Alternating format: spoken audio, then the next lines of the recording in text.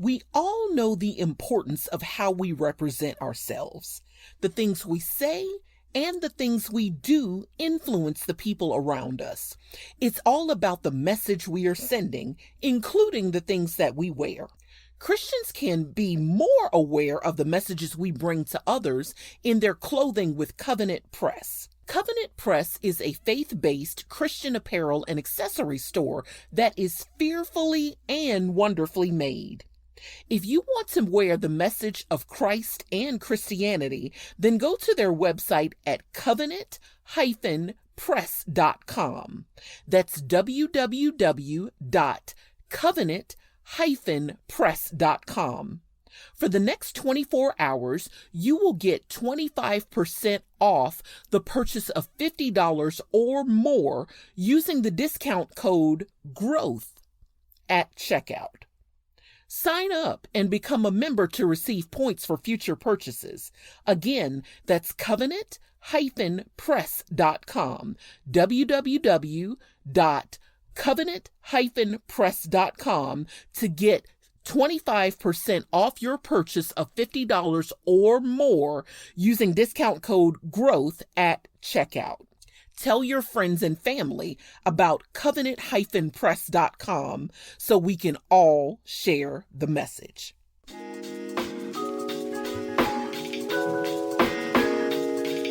Welcome to Laquita's Toolbox, where we deliver relevant content in the form of tools that empower entrepreneurs to elevate personally and professionally. Good is only good until greater is envisioned. You know there's another level in you. Here we discuss the tools to get you there. Lean in as Laquita and her guests present you with strategies and insight for unlocking your full potential to realize your boldest dream.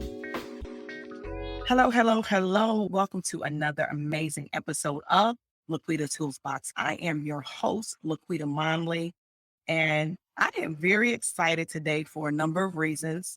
First of all, this is my first live Laquita's Toolbox in 2022. Yay, right? And this is also another first for us because all of the podcasts and live broadcasts that we've done, I've had one or two conversations where we've talked about marriage, but never in the way that we're going to talk about marriage today.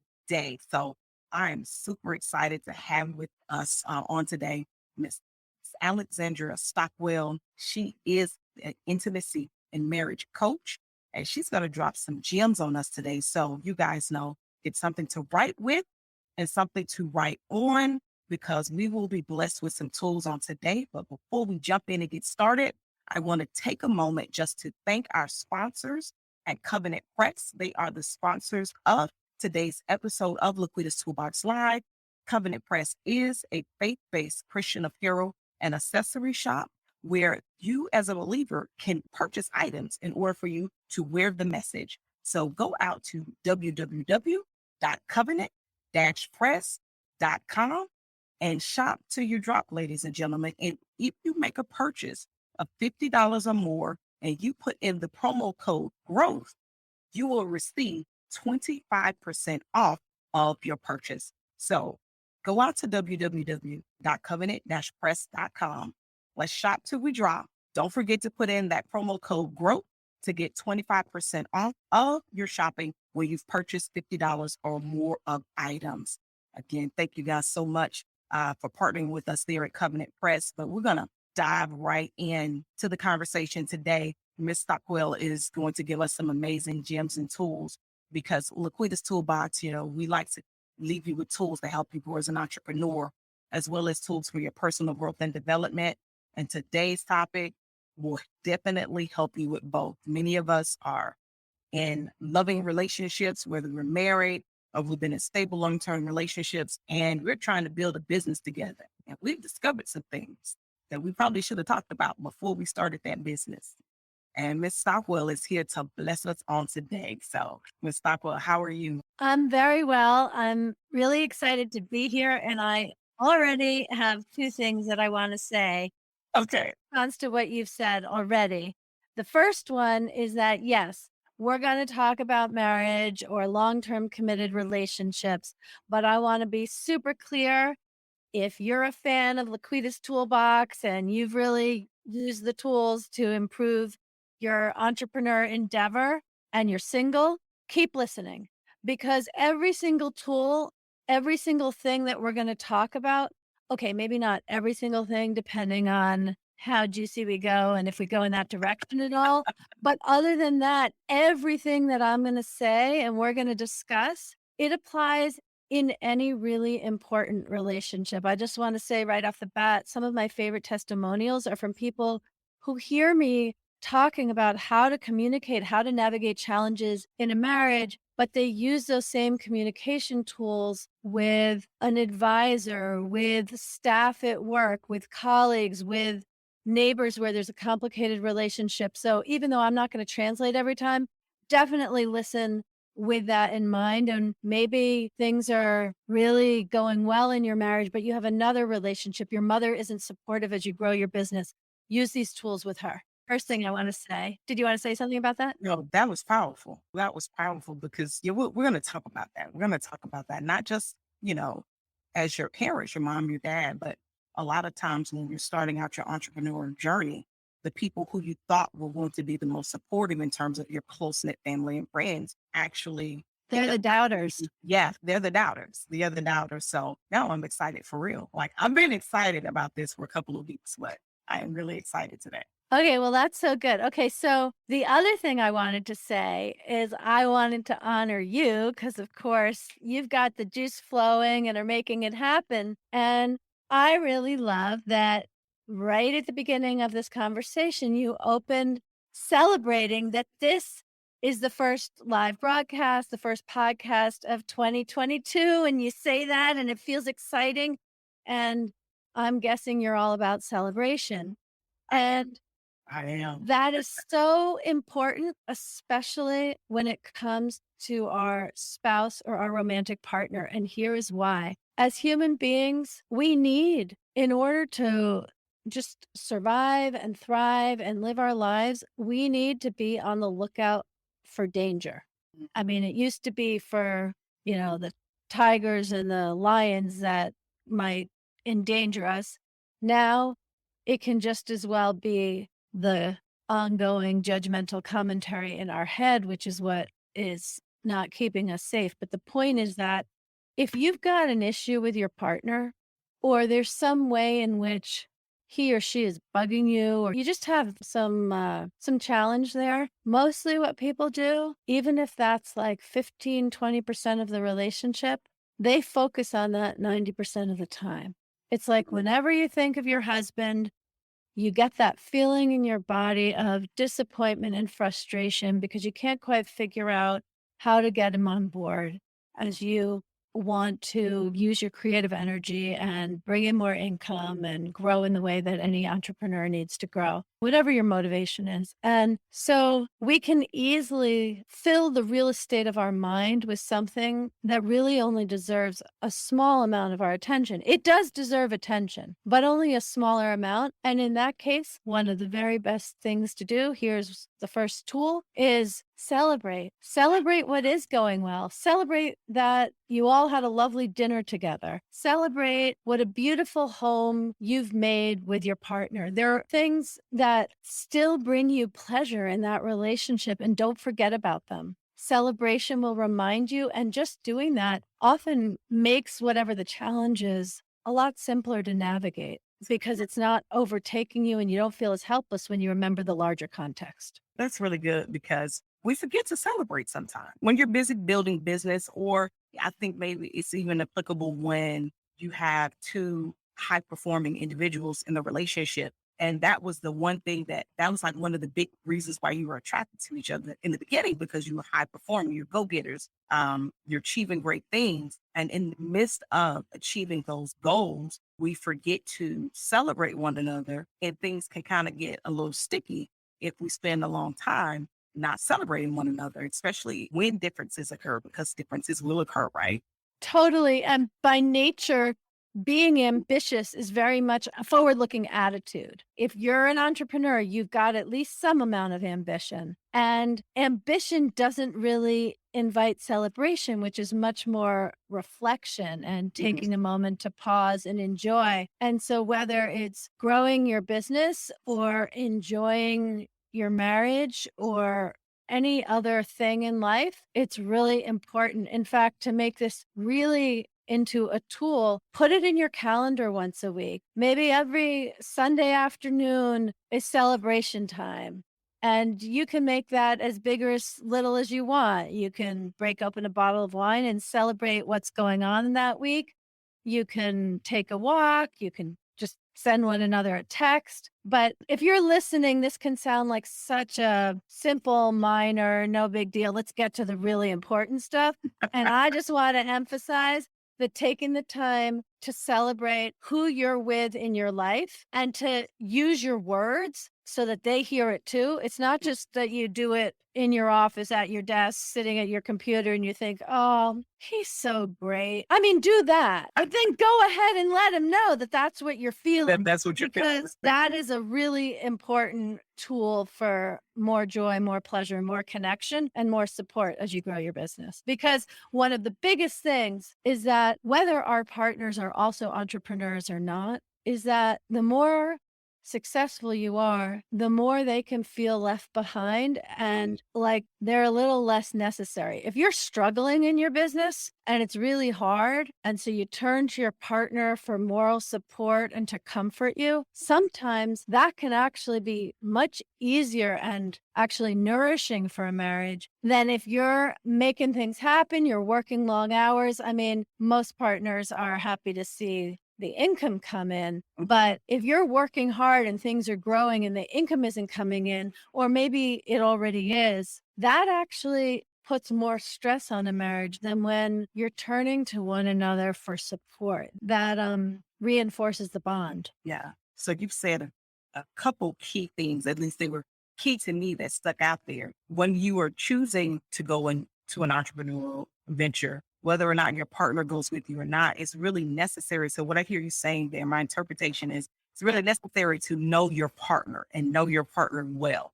Because if your partner is the provider protector, and that's like what makes them thrive, the provider protector portion of it, when it appears that you no longer need them for that provider protector because of the level of success that you're achieving, that could cause an issue. But when you're definitely needing them, everything is okay. So it's key to. It's not okay in your business, but it's okay not in okay your in your marriage. business, but it can't, right. It's not okay in your business, but it's okay in your relationship. And so if we can for a minute, what is something like we have individuals say, okay, yes, I'm experiencing that. That makes sense. I cannot understand why he or she was acting crazy. But now that I think about it, what you guys said, that makes sense. What is something that you can do to assure your partner who thrives off of that provider protector component I still need you very much in that way and in many other ways? What are some of the things that we can make a conscious effort of doing so that our partner can feel safe,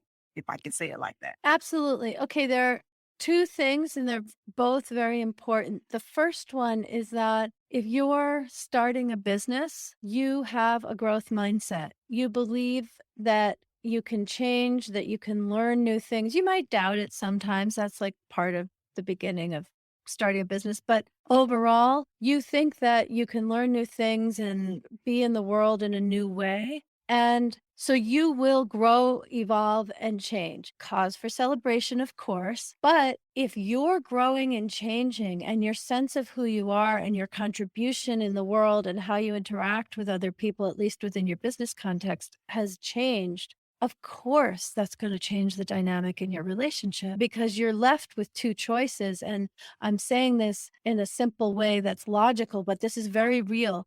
You're left with staying stagnant in your marriage, like going back to who you were before you started your business in your marriage. But that is not a long-term solution. That has you feel like you're compartmentalizing your life in ways that do not enhance it. It might be a short-term solution, but that is not good for your business or your relationship because it's not good for you. So that's one way that doesn't work that people handle that. So the important thing, no matter how long you've had your business, is to really understand that as you grow and change, the marriage is going to grow and change. For a lot of people, we know that relationships grow and change when there are challenges, when there are crises, when something is happening with one of your children and you've really got to figure out how you're going to navigate it and it's triggering and maybe you have the same idea or you don't. You have to figure out how to come together. Or, I live in Northern California, so it's not a theoretical example that the house would burn down. There are things like this which evolve a relationship. But many people forget that relationships absolutely can evolve in a voluntary way because good things are happening, but it's still a change. Even when good things are happening, you need to make room for the adjustment. And so if this is your situation, I suggest you plan a time with your spouse and say, how's it going for you since I've been in the business?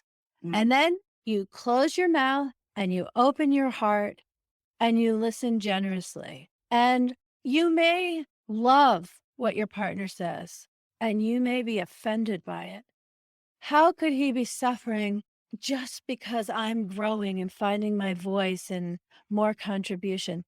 It could be a mixture. Like there can be anything, but if you really ask the question and you genuinely are open for an honest answer, you may hear things that you don't enjoy. And it is your job. I often advise my clients to have a piece of paper and a pen nearby so that if there's something triggering, you can write it down. You're not going to forget it, but that way your mind doesn't need to focus on it and you can't keep listening to the new things your partner is saying. So you do want to write it down and then keep listening. And if you've heard something that you do not enjoy hearing, and if you've heard something that was great, the proper answer or response is, thank you so much for telling me. Because you want your relationship to be one where you can speak honestly with one another. And even if it's hard to hear the truth, once you know the truth, then the two of you can collaborate on resolving whatever the challenge is. Because one of the most common situations when one partner becomes an entrepreneur and the other one is an employee, meaning when 5 o'clock comes, they're done with work, they go home, they don't think about it. Yes, it's a very important part of their life. Yes, they may be earning a lot more money than you initially, but when work is over, they're done. And so they don't understand why at 8:30 at night, when you're going to the bathroom, you have a new idea and you need to write it on your phone and you don't go back to the dinner table because you just, oh my gosh, and I forgot to let so-and-so know. I said I would tell them by the end of the day when they wake up in Shanghai, they need that message. Like all of that can feel like you're forgetting. The other partner can feel neglected. And so just hearing what that person's experience is has them feel less neglected. You don't need to do anything else except hear it and say, thank you so much for sharing that with me, because your partner needs to be able to bring his or her experience into the marriage and have you both know what it is. That's really good. That's really good. So the two big takeaways that I pulled out of what you said there is one, don't back down from your pursuit. As you were saying in the beginning, some people make that radical shift to, okay, let me just stop doing what I'm doing and go back to things the way that they were. But then that makes you unfulfilled and you unsatisfied. And that can grow into bitterness and other things that still won't be healthy for the relationship, for the marriage. However, the best course of action would be then to make sure you set aside that time to hear your partner out, to hear your husband or your wife out, and listening with the intent to receive what they're saying, understand what they're saying. You might not agree with it, you might not like it, but validating their thoughts and their feelings because it's their thoughts and their feelings, and then communicating back with them. Totally. Yeah. And if things are sticky between the two of you, like just not an easy flow, and you ask, and everything that your partner says is nice to hear and good, then you haven't made it safe enough for them to tell the truth. Oh, that's real good. Because if things are sticky, Mhm. there's something for you to hear, which isn't going to be wonderful. Wonderful. So, what can we do in order to begin to cultivate an environment where our significant others feel safe saying what's truly on their heart and their minds? That is the golden question. And I'm going to come back to it. It's so Okay. important. Okay. But before I do, I want to share my fundamental relationship philosophy. It is the topic of my book because Okay. that is the context for my answer to that question. Yes. And while you're sharing that, I'm going to grab the link and drop that link to your book. Oh, okay, wonderful. Yeah. Thank you. Okay, so throughout the Western world, probably the whole world, far and away, the most common relationship advice that is given is that you need to compromise. If you want a great marriage, you have to be good at compromising. And the exact opposite is true. The name of my book and one of my fundamental methodologies is uncompromising intimacy. Because in compromise, you hold back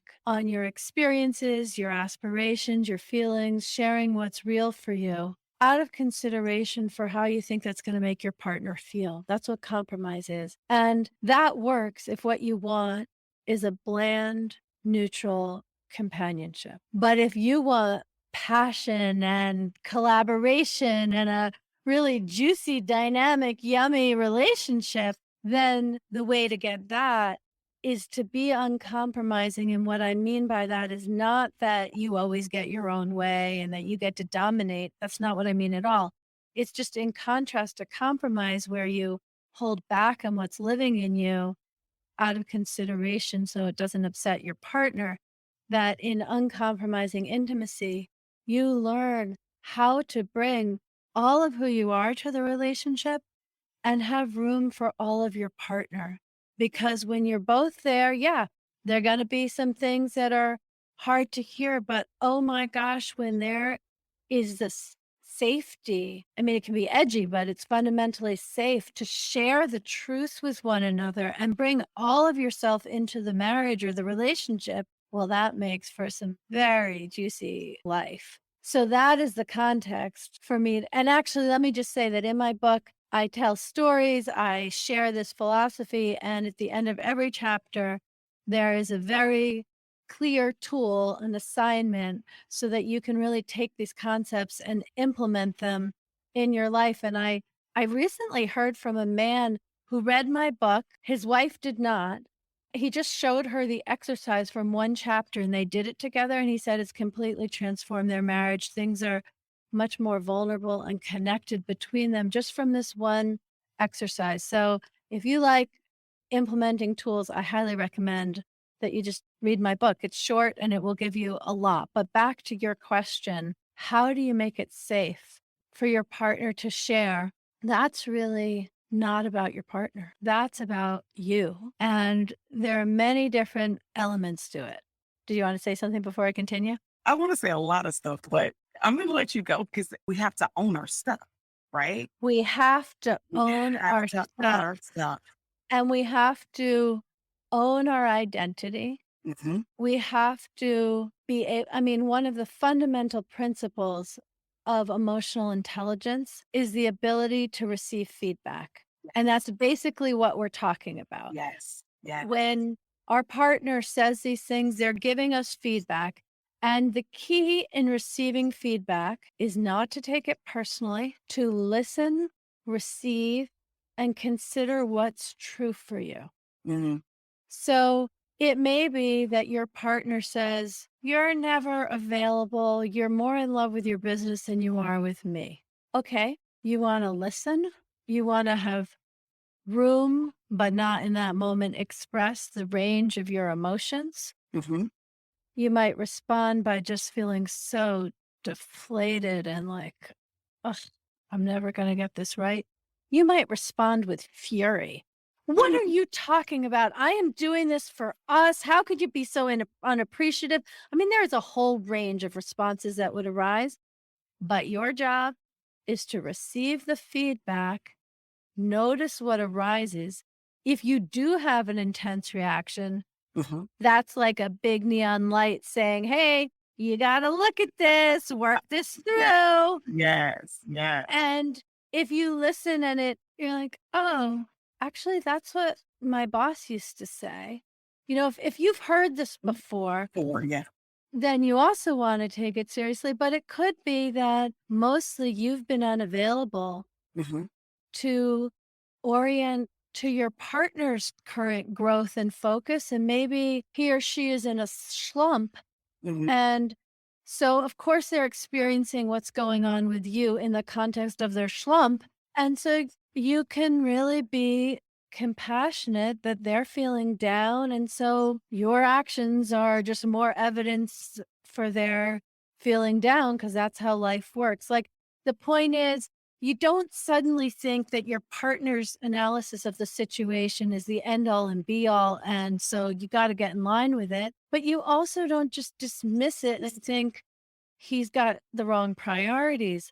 It's a dialogue, it's a give and take. And the most important thing is to open your heart and be willing to hear it, even if it stings, because that's where the connection can happen, because it is so healing when someone can actually express how they feel and just let it sit between you without making the feelings wrong or making anybody wrong in the process. That's real good. One of the powerful tools that we like to talk about as my husband and I are preparing marriage facilitators is the component of effective communication, or not just effectively communicating, but being able to make that connection when you are communicating. And it goes back to personal responsibility as it relates to emotional intelligence. Do I know myself? Do I understand how I receive information? Do I understand, what my reactions are, whether they are facial expressions, verbal expressions? If I hear or receive something that didn't make Yeah, okay, tell me all about it. right, that part, the folding of the arms, the tapping of the foot, am I withholding intimacy because I'm annoyed with you by what you said? Like, it comes to a lot of personal responsibility. Communication is so much greater. Communication and connection is so much greater than listening. That's just one component. After I've heard what you said, then how did I process it? How am I responding? Are my reactions making the person that I'm communicating with? How does it make them feel? Do they feel like they can safely communicate certain things to me? Or are they putting it through so many filters that by the time it gets to me, it's so watered down, the original intent? I never get what they really think and feel, because they don't want to receive from me what all of my previous actions has said that I'm going to do. So I really, really love what you said there as it relates to emotional intelligence, because we can be a really big reason as to why our partner won't speak truth to us. For sure. And actually, I'm going to give another tool for this, Yes. which, as I speak about it, it may not sound so impressive, but it is very profound. Most people, when we listen, we are listening without being aware that this is the case. We're listening with our attention on our mind, on our head. We're listening to the words. We're listening with our head. Mm-hmm. And especially in this kind of conversation that we're talking about, where you're asking your partner, how is it for you? And you know what? If their partner's an entrepreneur, if you're in business together, have this conversation just the same as I've recommended if your partner is an employee. But anyway, so you're having this conversation, and instead of listening with your attention on your mind, which is the kind of listening where you listen in order to know what to say next, Mm-hmm. or what it's going to mean for you, instead, drop into your heart and really keep your attention on your heart as you listen. And one of the main things that this accomplishes is that it provides the internal context for you to focus on the connection more than the content. I'm not saying disregard the content. That's important. We just talked about it. Yes. But this is not some review at work. The more fundamental thing is to focus on the connection between the two of you and to be able to speak with one another. That's more important than any specific comment that is made. Absolutely. Not listening with the intent to defend, to explain, to know what my next point is going to be, but listening with the intent of, let me receive what my significant other has to say.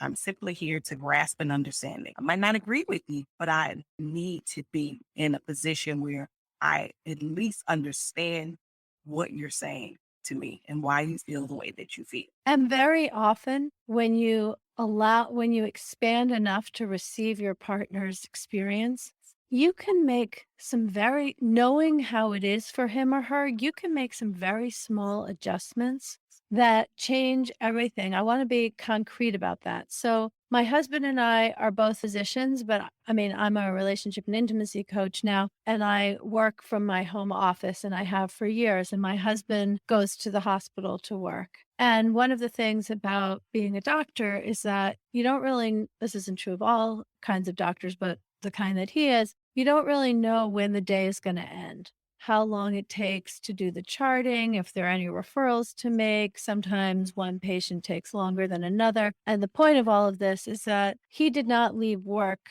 at a set time. And early in our marriage, it would be so challenging for me because I would want to have dinner ready when he got home. I wanted to coordinate with the children. Like there just were all kinds of things at the end of the day, and I wanted to know when he'd be home. And so he'd come home and I'd be frustrated. The other thing is that he never had this in his childhood. He was a latchkey kid, watched 7 hours of television a day after school was over. And so it was really meaningful for him to have me greet him at the door or acknowledge he'd come home. And I actually was happy to give that to him. I know it would be healing because he didn't experience that in his childhood. And I didn't want him to have the feeling of like coming home and not knowing if anyone would notice, which was something he was familiar with from his childhood. But I became so resentful that I would need to stop in the middle of something or I would need to disappoint him. And I didn't want to do either one, but it meant that for like 45 minutes, I was kind of in limbo. I didn't want to start something because I'd have to interrupt it or disappoint him. But then all this time would pass and I think, oh, I could have gotten something done. So eventually, not with the graciousness that I'm talking about now, because I didn't know how then, I just erupted about how complicated it was. And my motivation was to be there for him, but it had to be in a way that was going to work for me. Yes. Because I had basically stopped interrupting what I was doing because I just got fed up with the situation. So my beloved husband heard this. And ever since then, it's been years and years and years. There's just one day where there was an exception. He texts me when he walks from the hospital to his car to say, I'm heading home now. That is such a nothing for him. It is like, it's just no big deal for him to write heading home. And that's it. He's getting his keys out. He gets his phone out and lets me know he's coming home. But it changed my world, not only because I could attend to all the things that I've described and I knew when he would be home, but I felt considered. I felt like my experience was honored in a way that went so deep. I felt so cherished. And for him, it's just not a big deal to send me a little... Yeah, he just says heading home. That's it. But, and that's the power of being able to hear what your significant other is saying when we can filter through all of, if I say it like this, when we can filter through all of the emotions and get right down to it. Oftentimes, we want the exact same thing. We may be saying it in different ways, expressing it in different ways. For sure. What we want is more of each other. Now, how we say it. And it often needs a translation. Yes, for sure. And, you can imagine my poor husband because he's a much quieter, calmer person. And I just erupted with my frustration. And he could have said, you know what, it's okay. I'll just come home. Don't worry about it. That is probably the first response he had because he's been an anti-conflict man. But that's not what I wanted. Exactly. That is not at all what I wanted. And this solution, which is so painless for him, I think we often think, if your need is unmet, it's going to be this whole dramatic thing and impossible. This was such a small thing for him. A small thing. But we couldn't have come to that. And he wouldn't have known to do that if I hadn't expressed myself. So this is not the most elegant example of uncompromising intimacy, but it absolutely is uncompromising intimacy and created such a fantastic outcome. Absolutely. It's generally the small things like that right? It's generally the small things that may seem insignificant, but they actually hold a lot of value and a lot of weight. And it's learning how to effectively communicate that in a way that your significant other can receive it. And then on that receiving end, as the person that's hearing it, are you willing to receive a truth that you don't like, you might not agree with, but it's so very much what your partner feels. And now that you've received that, are you willing to make little shifts? So that Exactly. make that little shift, because at the end of the day, it's I want more of you. Yeah. And of course, we're talking about all this from a healthy relationship perspective. You're in a healthy, thriving relationship that has a few hiccups every now and then, because life happens and we're living, breathing human beings, and nothing is perfect. And though in that context of that healthy relationship, sending a quick text is a game changer. As for me, that's a blessing. Being the wife that's at home waiting, if you let me know when you're coming, about the time that you're coming, things will be so much different when you get here. That is correct. That is Things correct. will be so much different when you get here. I'll have that time to Yeah. sit down and have that conversation with, and for you to look at me while I look at you, while we're looking at each other, not necessarily just doing anything. We're just being in each other's space. I can actually give you that and not be angry about it, because I could have been doing so many other things because I didn't know you were coming. Exactly. Exactly. Yes.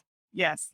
Listen, oh man, this has been some great tools about being able to hear and receive. What are we saying? How are we saying? How are you receiving what you're saying? And this works, and like you said, in any type of relationship, whether you're married, whether you're single, whether this is employee to employer relationship. We have a lot of leaders that watch the live broadcast and listen to the podcast. As leaders, are you creating that safe space so that your employees, your team members can tell you when the systems that you implement, it might not quite be working the way you envisioned in your head? Like, is it a safe space for them to speak to you? So these are some great tools. These are some great tools. So we do have a question. Maybe it's the comment. No, it's more like a comment. Let's hear it. One of the viewers is letting us know that even though she hadn't asked a question, we have been answering all of her questions. So I'm so happy. Okay, that's an awesome comment. I'll take the feedback.